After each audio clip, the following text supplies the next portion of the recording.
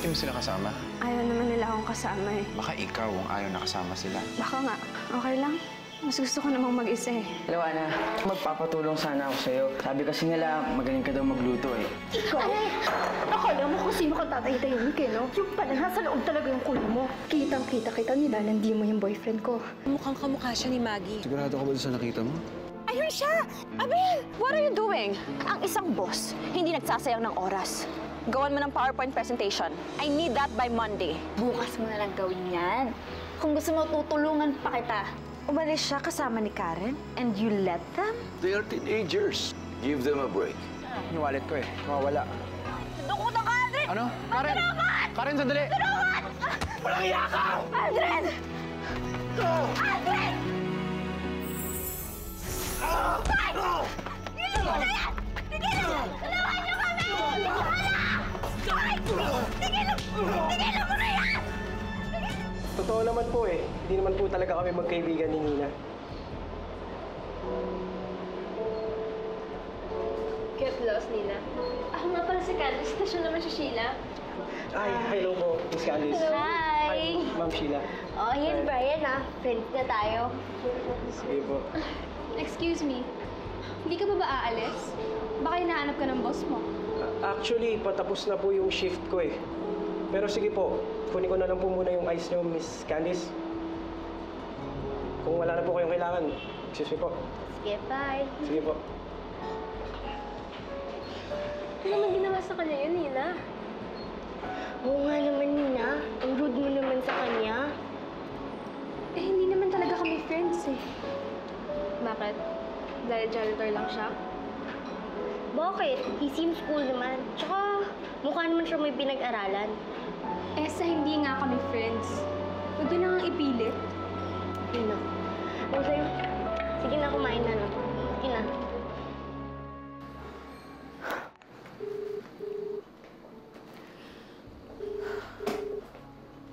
Ma? What's wrong? Magkasama sina Karen at Aldrin. At hindi sinasagot ni Aldrin yung mga tawag ko. Oh my gosh. Sabi na eh, bad influence talaga yung Karen na yan kay Kuya. I know. Lagot sila sa akin pag uwi nila. Humanda sila sa akin. Tigilan mo na yan! Umalis ka na! Ano? Aldrin! Aldrin! Tulungan niyo kami! Tulong! Aldrin! Tulungan niyo kami! Tulungan niyo kami! Aldrin! Aldrin! Aldrin! Alam mo, girl, uncool yung ginawa mo kay Brian kanina. Yeah, Candice is right. You should make it up to him. Huwag talaga. Kuya, wala na ako. Sige, ingat ka ha.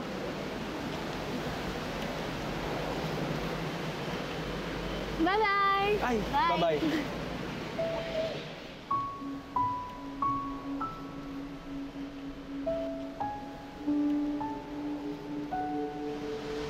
Uy! Uy! Nagawa niyo dito, ha? Kuya, sabi ni Nanay, humingi daw kami ng pera sa'yo eh. Oh. Kasi meron pa akong project sa Pilipino. Gagawa daw ko ng bundok. Ako rin, Kuya. Walang tasa yung lapis ko. Walang tasa yung lapis mo. Kawawa naman to. Sige, ganito ha. Si Kuya nang bahala dyan ha. Pero uwi muna tayo. Pagod na si Kuya eh. Sige, Kuya. O, Toy, hawakan mo to skateboard ko ha. Baka mabigatan ka dyan. Sweet naman yung Kuya. OMG. Oh my God, Candice! I'm in love. Good evening po, ma'am. Good evening. Abel, I'm really so sorry. Ang tanga-tanga ko para isipin na si Maggie yung babaeng yun. Ang mahalaga hindi tayo sumuko sa paghahanap kay Maggie. Abel, baka kailangan na nating tanggapin na wala na talaga si Maggie. 15 years na rin ang nakalipas. Kung buhay pa siya, matagal na siyang nakabalik. Daisy, Hindi tayo pwedeng tumigil sa paghahanap kay Maggie. Siya lang ang pag-asa natin para mahanap si Ana Karenina. Mayaman na ako! Mayaman na ako! Pabiling pagkain! Waiter, order niya ako! Ganda. Hindi restaurant to. Libre ang pagkain dito. Alam mo naman yun. Uy, nandito ka pa pala? Namiss kita! Oo naman. Nandito lang naman ako. Uy, alam mo ba? May umahabol sa akin kanina. Binigyan pa ako ng pera. Talaga? Bakit daw? Ewan ko. Maganda-ganda ko siguro, kaya hinahabol ako. Alam mo ba, tinawag pa nga nila akong Maggie eh. Siguro, kamukha ko yun. Ang ganda rin siguro nun. Pero wala naman akong kilalang Maggie. Ikaw ba may kilala kang Maggie? Wala. Alice? Oh, Alice? Oh, Alice, okay ka lang dyan? oo. Nagkwekwentuhan lang kami ni Ganda. Sigurado ka ba? Sige, tulungan ko na sila doon, ha? Sige. Kain lang kayo ng kain, ha? Oh, kain lang, ha? O, Ganda, kumain ka lang ng kumain. O, bilis, kwentuhan mo pa ako. Ano ba yung nangyari kanina? Eh yun nga, tinawag nga nila akong Maggie. Binigyan akong pera. Eto, oh, Alice, oh. Mayaman na ako ngayon. Mas mayaman na ako sa'yo. Bundok? Eh, ano bang gusto mong, klaseng bundok? Kuya, pakitabi saglit.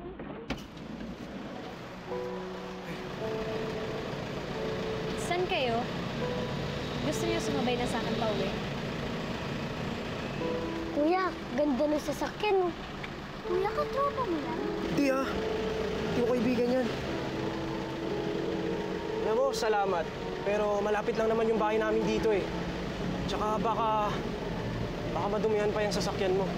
Nakakaya naman. Salamat.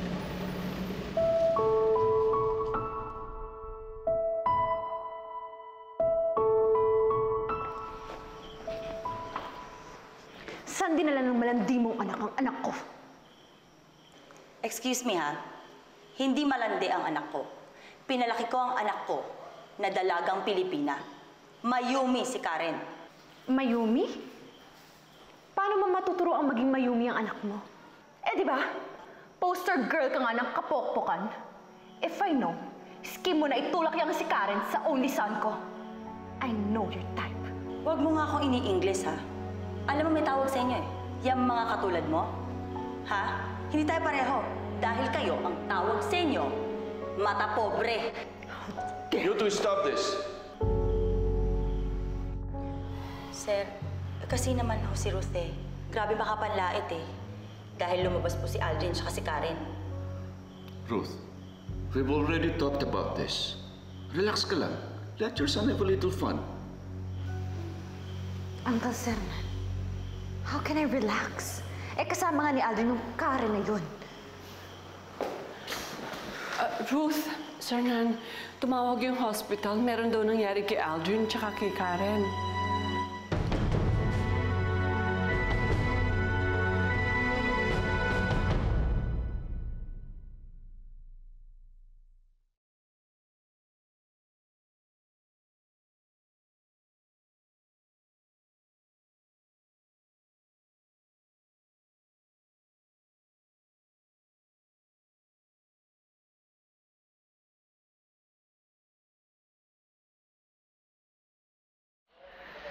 What's up, boy? Aldrin, buti naman nagising ka na. Nasaan na yung napalalulan natin sa perya? Yung bigay mo sa akin. Nabubugkat na lahat yung pa rin na hinahanap mo. Puro ka talaga kalokohan. Hindi nga. Asan nga? Importante sa akin yun eh. Ito. Nag-alala nga siya sa'yo eh. Pinapatanong niya kung okay ka na daw.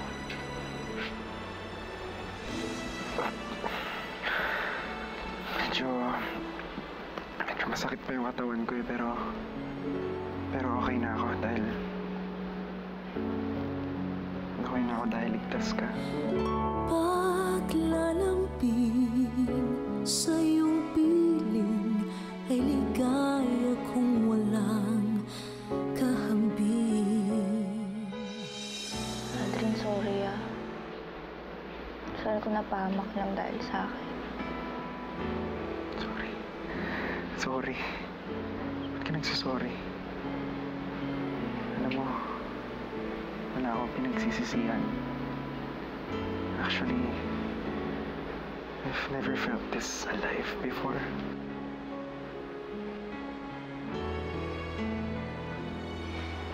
Muntik ka na mamatay. Alive-alive ka pa dyan. Basta girl magpagaling ka, magpahinga ka. Dahil kapag hindi ka pa naging okay kaagad, ako mismo yung babali ng buto mo. Ako naman, magpapalakas ako agad. Para sa'yo. Tsaka para sa kanya. Teka. Ano nga bang papangalan natin sa kanya?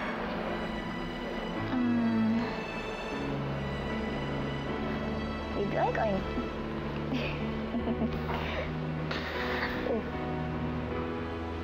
Parang wala na ba yung pinagkaya pa? Parang ka talagang loko. Pero alam mo, sobrang saya ko. Sobrang saya ko talaga. Ngayon ko lang naramdaman ito sa buhay ko.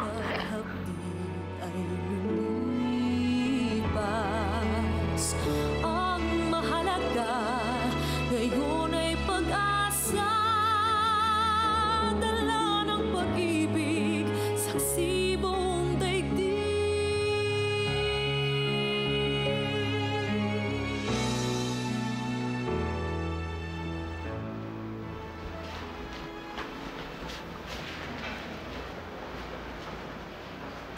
Ay, ate. Alam niyo po ba kung saan ko pwede mahanap si Dr. Guevara?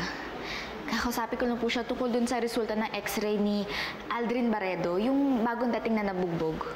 Sige po, ma'am. Ipipage ko na lang po si Doc. Sige, salamat. Karen! I told you to stay away from my son, pero hindi ka nakinig! Sorry po. Sorry? Your sorry is worthless!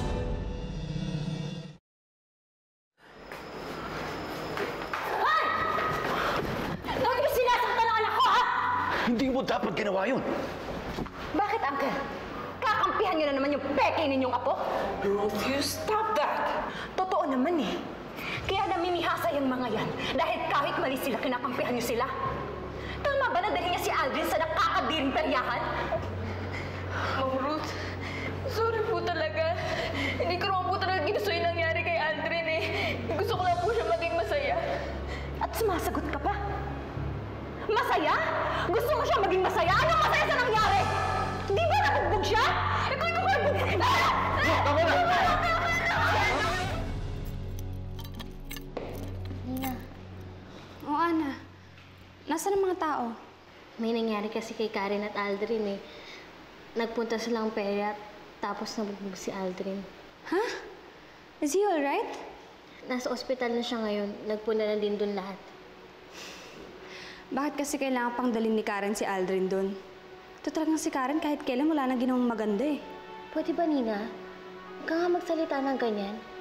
May nangyari na ngang masama eh. Bad things happen when people make bad choices.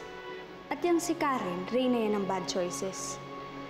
Buti nga sa kanya, masyado kasing pabiba.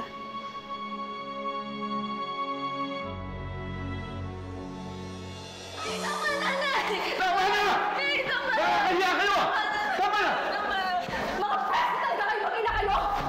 Simula pa lang alam ko nang bubisitin niyo ako! Ikaw ang peste!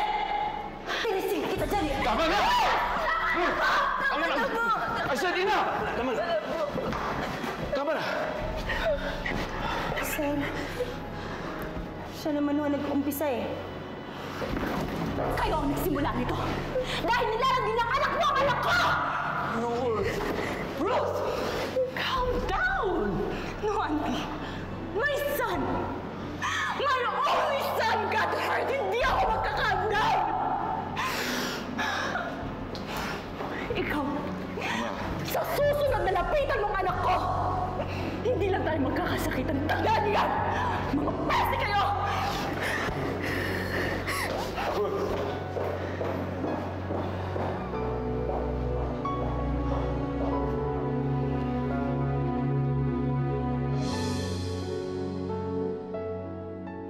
You did what to Karen?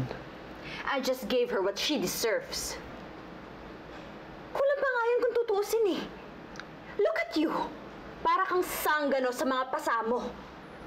Saan ka nakakita ng future CEO na nakikipagbasag ulo?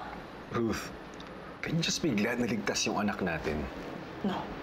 This is all Karen's fault. Siguro naman ngayon makikinig ka na sa akin at lalayaan mo na yung Karen na yan. Nasaan siya? She's with her mom. Nasa labas siya. I'll go check on her. Go, Uncle. Go check on that faker. Total, mas importante naman talaga sila sa inyo, di ba? Kesa sa tunay ninyong apo. Ruth, that's not true. Totoo yan, Auntie, and you know it. Ma, please, tama na. No, Aldrin.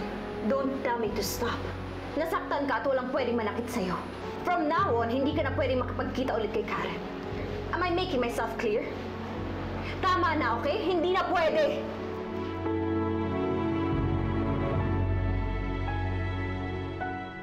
Lolo, sorry po talaga. Eh, hindi ko naman po akalain mangyari kay Aldrin yun eh. Sana po hindi ko na lang siya niyayang lumabas. I know you mean well, Karen. Don't blame yourself. These things happen.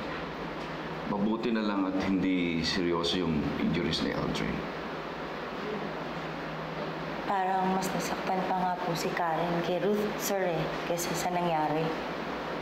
Susie, next time, huwag mo naman palalain ang sitwasyon.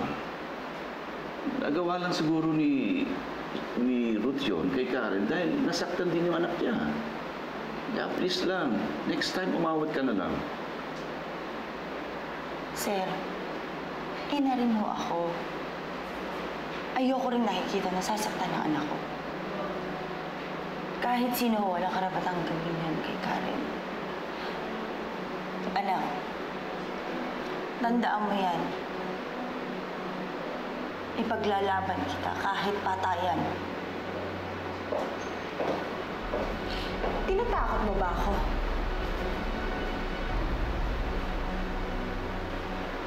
Tandaan mo yan. Sa susunod, nasaktan mo ang anak ko. Tatamaan ka sa akin. Nay, tama na. Tatamaan naman talaga siya sa akin, anak eh. Go ahead, Susie. Do that. And you better find yourself an attorney. Dahil talagang ipapakulong kita. And besides, wala kang karapatang hampasin ako ng bag mong sheep. Ruth, tama na. Ano ka ba? Calm down. Aldrin is now fine. Huwag mo nang komplikahin pa ang mga bagay. Uncle, naging komplikado lang naman ho ang lahat simula nang dumating sila sa buhay natin eh. Kaya sigurado ako, pag pinaalis nyo sila, mawawala na rin ang sakit ng ulo natin. Hindi ko sila paalisan, Ruth. Your call, Uncle. Pero mark my words. Pagsisisihan mo rin na sila ang pinili mong kampihan. Dahil sigurado akong mapepeste ka. Dahil kumupkup ka ng mga peste.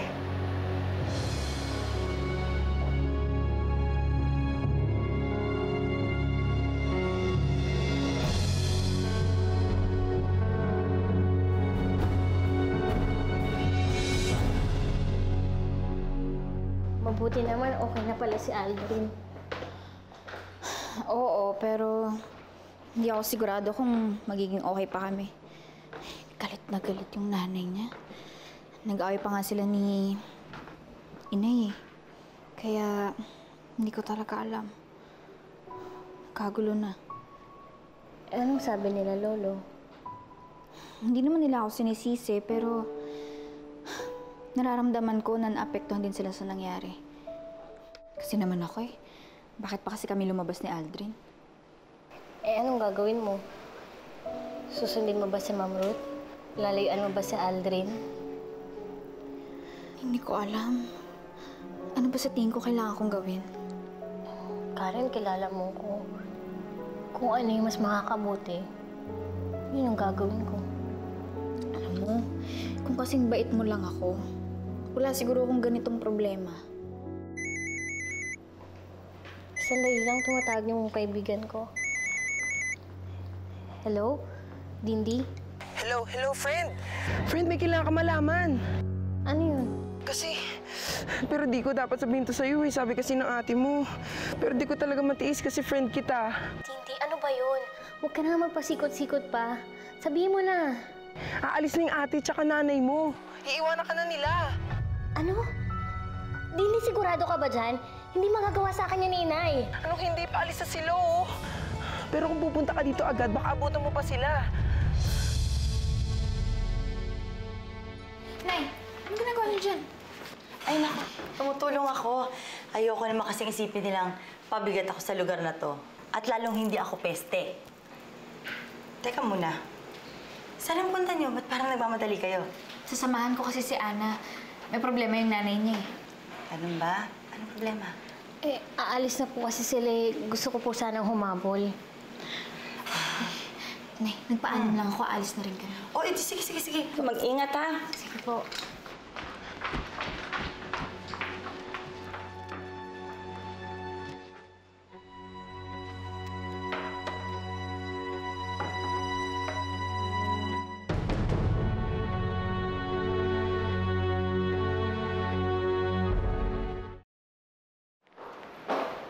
Paalis na ako ng bahay.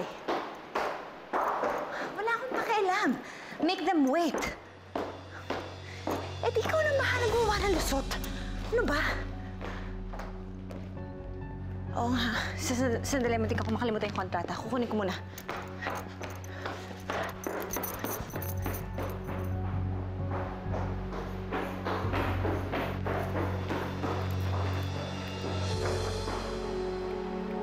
Pues, akong hindi nakalimot. Tinawag mo akong peste, ah.